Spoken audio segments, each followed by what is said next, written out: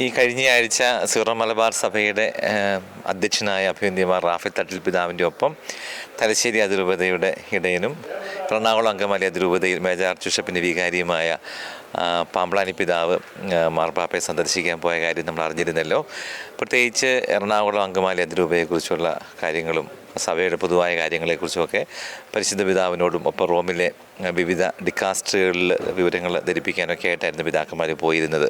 ആ അവസരത്തിൽ ലയോ മാർപ്പാപ്പയെ പാമ്പ്ളാനി പിതാവ് സന്ദർശിക്കുകയും സാധാരണഗതിയിൽ ഇങ്ങനെ പിതാക്കന്മാരെ സന്ദർശിക്കുമ്പോൾ എന്തെങ്കിലും ഒരു സമ്മാനം ഓർമ്മയ്ക്കായിട്ട് കൊടുക്കാറുണ്ട്. ഈ പ്രാവശ്യം നമ്മൾ കൊടുത്തത് വിളക്കണ്ണൂർ ഈശോയുടെ തിരുസ്വരൂപം തിരുമുഖം തെളിഞ്ഞ അത്ഭുതത്തെക്കുറിച്ച് നമുക്ക് എല്ലാവർക്കും അറിയാം.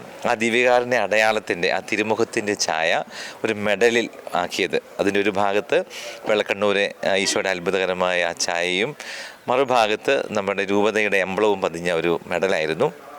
നമ്മളത് ഡൽഹിയിൽ പ്രത്യേകിച്ച് അത് അവിടെ ഒരു ഏജൻസിയുടെ അടുത്തു നിന്നാണ് അത് നിർമ്മിച്ചെടുത്തത്. വളരെ മനോഹരമായ ഒരു മെഡലാണ്. വളരെ പ്രധാനപ്പെട്ട ആളുകൾക്ക് ഒരു ഗിഫ്റ്റ് കൊടുക്കാമെന്ന രീതി നമ്മൾ ഒരുക്കിയതായിരുന്നു.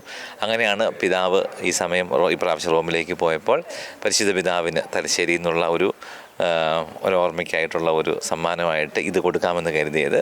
കുറേയും കൂടി ഈശോയുടെ മുഖം പ്രത്യേകിച്ച് വത്തിക്കാനിൽ നിന്ന് ഇതൊരു ദിവ്യകാരുണ്യ അടയാളമാണെന്ന് വെളിപ്പെടുത്തിയ ഔദ്യോഗികമായിട്ട് അംഗീകരിച്ചതിന് ശേഷം പിതാവിനെ കാണുമ്പോൾ തീർച്ചയായിട്ടും ഇതൊരു കൊടുക്കാൻ പറ്റിയ ഏറ്റവും നല്ലൊരു സമ്മാനമാണെന്ന് കരുതിയിട്ട് കൊടുത്തതാണ്.